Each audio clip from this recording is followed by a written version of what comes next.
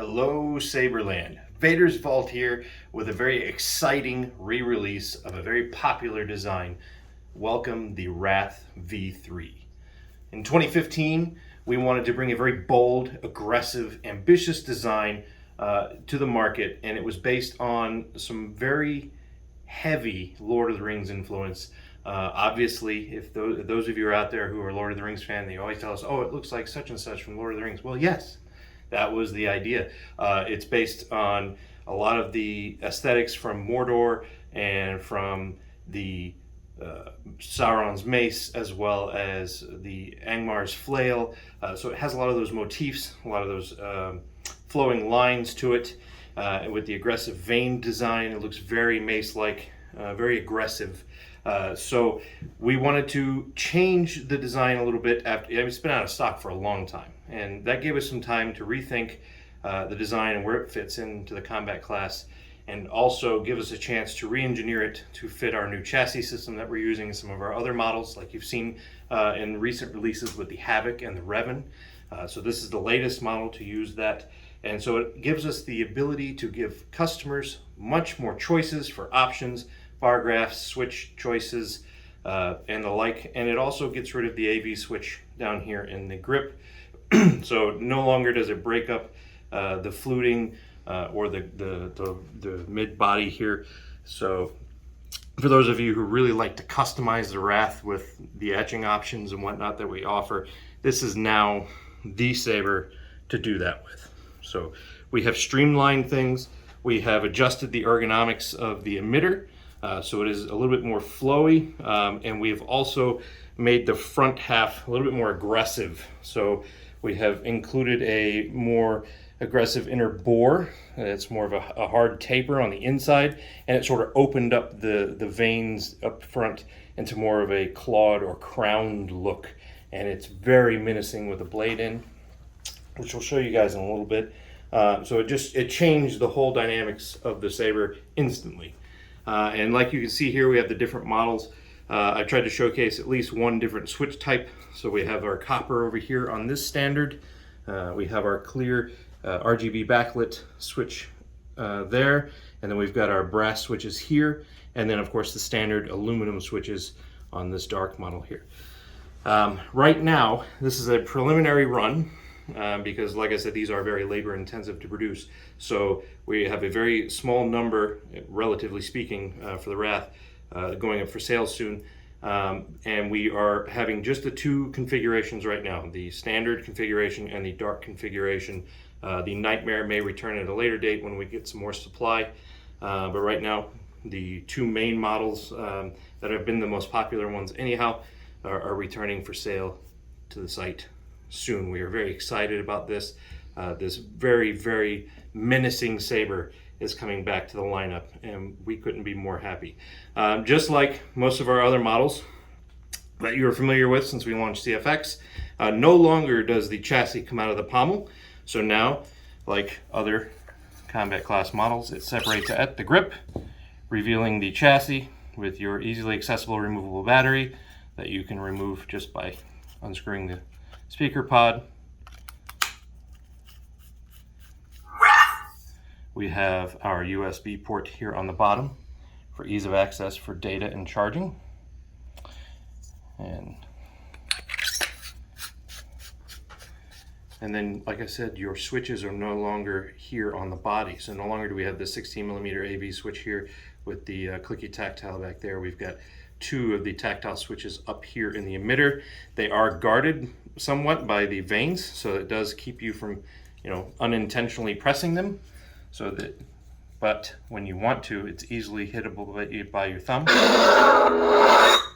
Either button can be actuated very easily, but you can grab it with a full hand and not accidentally turn them on or off or hit the buttons.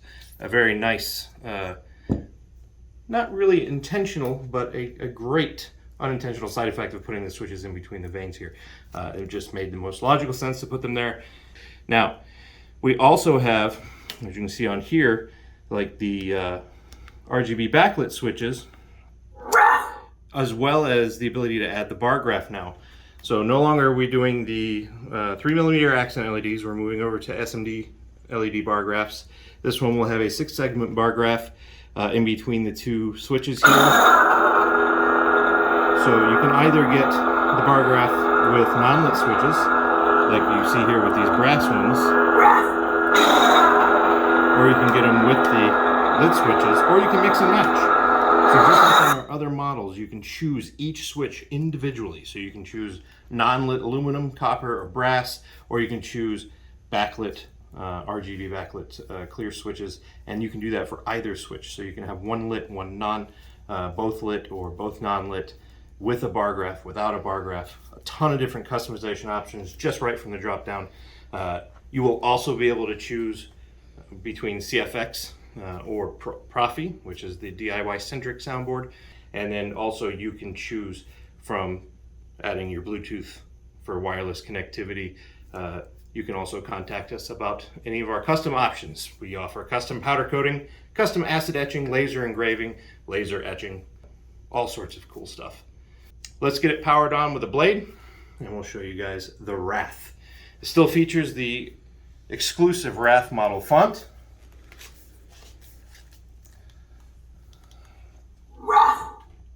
You see here, I've already got it on sort of a flame blade to sort of capture that, menacing, just sort of fire background sound that's got going on. The sound font itself was actually taken inspiration from the fight with the Balrog in Khazad-dûm with Gandalf. And so you'll hear a lot of screams and roars and just general fire sounds mixed in with normal lightsaber-y type sounds for very deep, aggressive font.